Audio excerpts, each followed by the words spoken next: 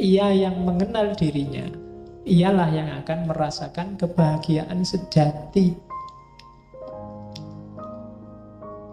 Mungkin selama ini kamu nggak bahagia karena kamu nggak kenal dirimu.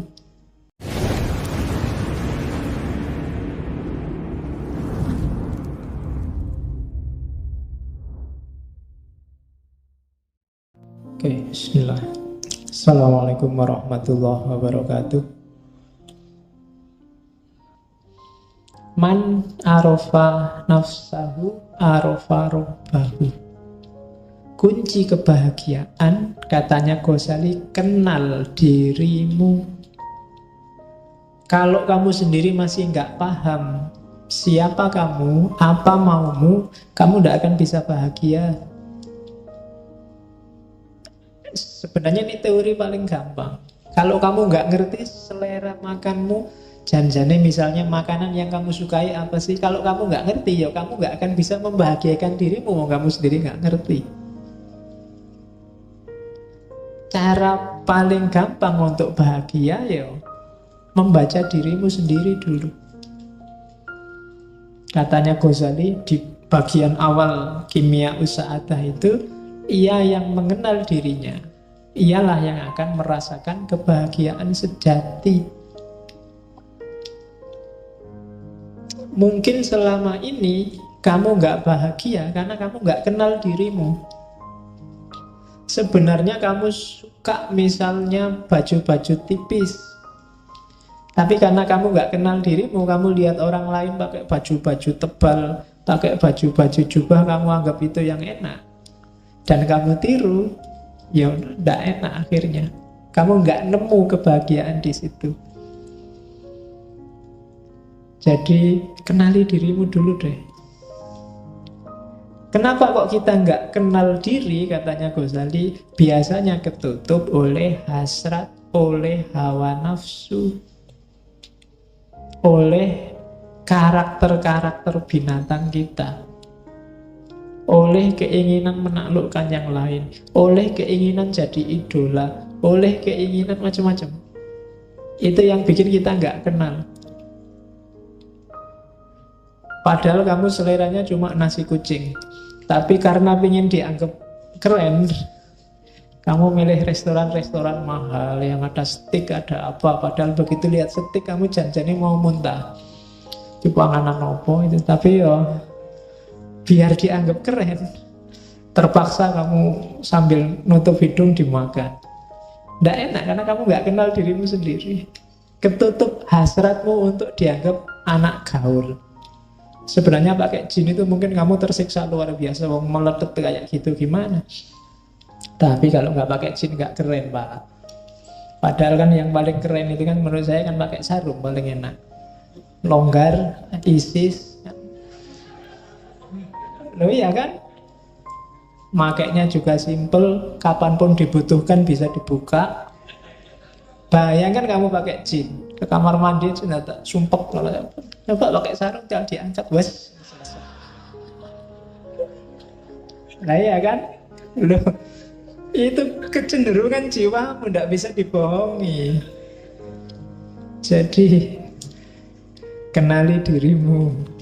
Oke. Terus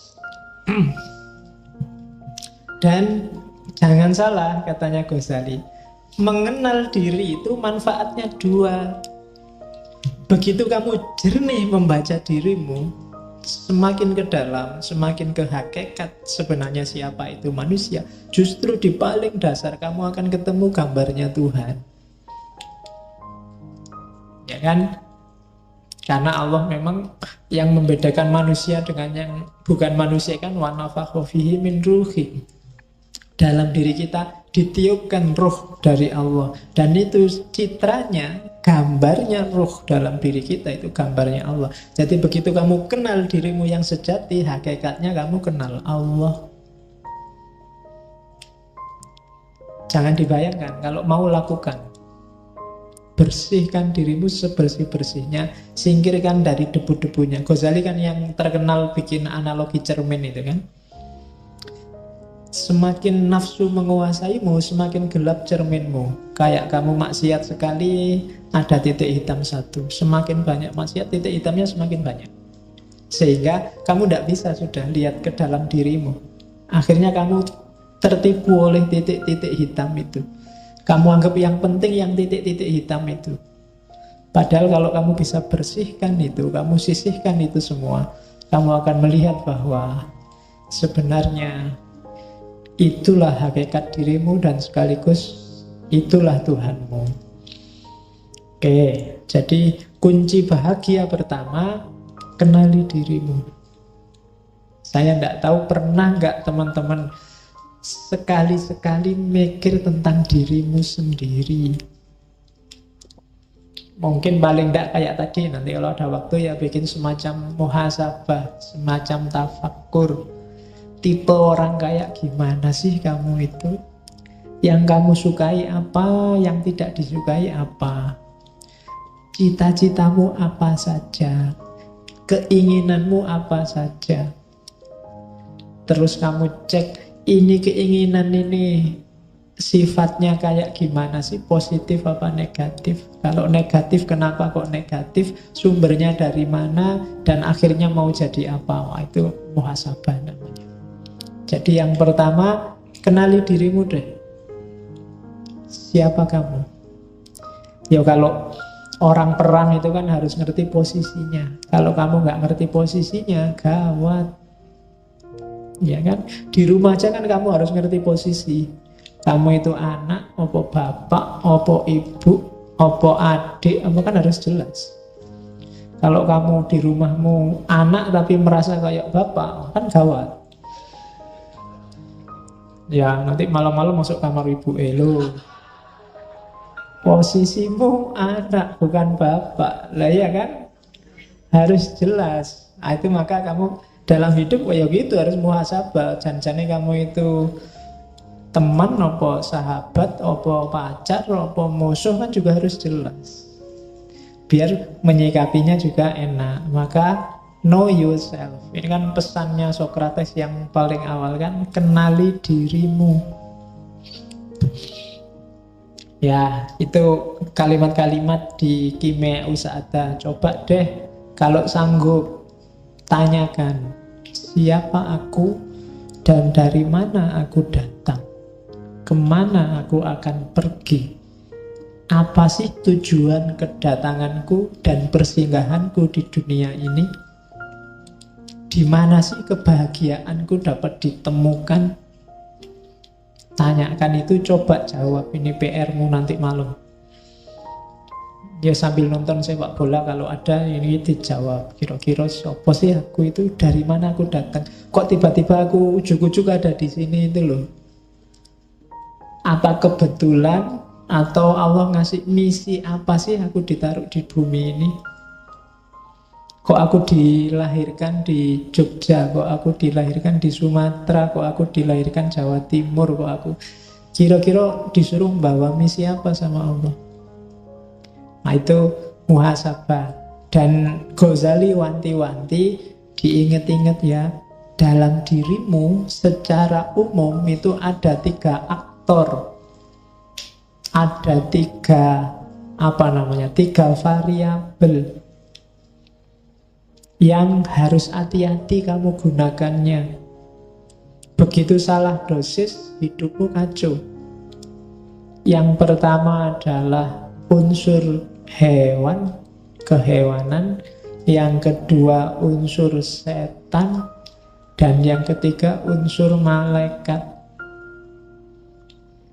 3-tiganya penting. Kamu butuh unsur hewan. Kalau kamu nggak punya unsur hewan, gawat. Kamu nggak punya ambisi, nggak punya cita-cita, kamu akan jadi orang yang pasif, nggak kreatif. Mungkin kamu bisa nggak punya anak kalau nggak punya unsur kehewanan. Karena, wah saya nafsu kayak gitu, nggak lah Pak, malah gawat. Harus punya yang itu. Cuma dosisnya dan caranya diatur. Jangan sembarangan. Nah, kalau sembarangan jadi hewan beneran.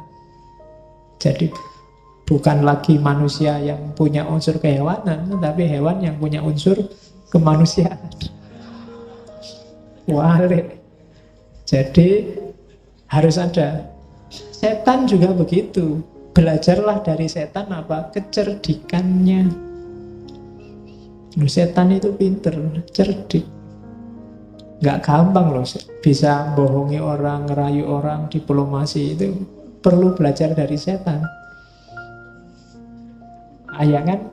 Loh, kalau nggak cerdas luar biasa, nggak bisa jadi setan. Kamu bisa mengerayu orang, orangnya punya akal. Manusia kan dikasih bekal akal, dan itu setan ditantang untuk menaklukkan, dan sering sukses. Ya kan? Loh, setan itu kan sering sukses. Kadang-kadang setannya belum ngapa-ngapain itu sudah sukses. Setan itu ya geleng-geleng kepala, dan yang menungso belum diapa-apain wis manut. Oke.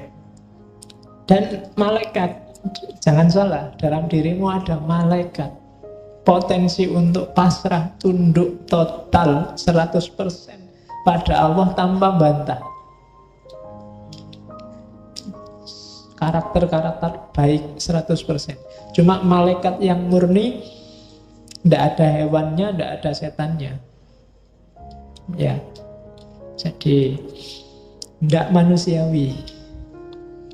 Jadi manusia itu mix antara tiga-tiganya. Jadi bukan tiga-tiganya dibuang atau dipilih yang mana, tapi kontrollah tiga-tiganya sesuai dengan dosisnya masing-masing. Kalian harus ngerti dosisnya, ngerti takarannya. Jangan berlebihan. Katanya Ghazali, untuk bisa ngerti takarannya, yang ngontrol harus akal. Kenapa harus akal? Gambarannya kayak kota, katanya Ghazali. Jadi jiwa kita itu adalah kota besar. Rajanya beda sama Farabi kemarin. Rajanya bukan akal, tapi hati. Kolab. Jadi katanya Ghazali, enggak. Akal itu bukan rajanya. Akal itu tunduk pada kolab. Suka dan tidak suka, kecenderungan batinmu. Jadi Ghazali melihat manusia itu disetir oleh kecenderungannya. Akal, dalil, argumen, pikiran itu datang belakangan mendukung kecenderungan hatinya. Maka bereskan dulu hatimu. Karena hati itu rajanya. Bukan kayak di Farabi kemarin, akal rajanya. Jadi kamu itu ikut partai apa dulu, baru kamu cari dalil kenapa partaimu itu bagus. Kamu itu jatuh cinta dulu, baru cari argumen kenapa kamu jatuh cinta padanya. Kamu suka dulu, baru nyari alasan kenapa kamu suka. Atau tidak suka dulu, baru nyari alasan kenapa kamu tidak suka. Jadi rajanya adalah hati. Maka kan banyak pengajian manajemen kolbu. Nah, itu bahas raja. Ya besok kita bikin tandingannya manajemen akal. Ya. Jadi tugasnya akal apa? Akal panglima perang. Hati itu tugasnya ngasih nasihat, berfatwa. Sementara pekerjanya, panglimanya di lapangan itu akal. Prajuritnya itu syahwat dan amarah. Jadi dua-duanya ya, yang satu wali kotanya, yang amarah itu polisinya kalau katanya Ghazali. Jadi dalam diri kita itu isinya polisi yang marah-marah, kemudian wali kota yang penuh ambisi, dan panglima yang punya kekuatan ngatur, serta raja yang mengendalikan. Begitu rajanya nggak beres, maka panglimanya juga disuruh ngatur untuk ke arah yang tidak beres. Syahwat akan jadi penguatnya, karena dari situ muncul ambisi hasrat. Kemudian kekuatan amarah jadi pendorongnya. Jadi hati-hati, makanya hati harus lembut, baru yang lain ikut lembut.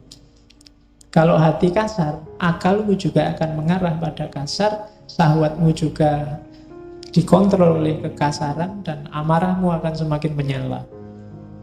Jadi maka katanya Ghazali, amankan kota jiwamu.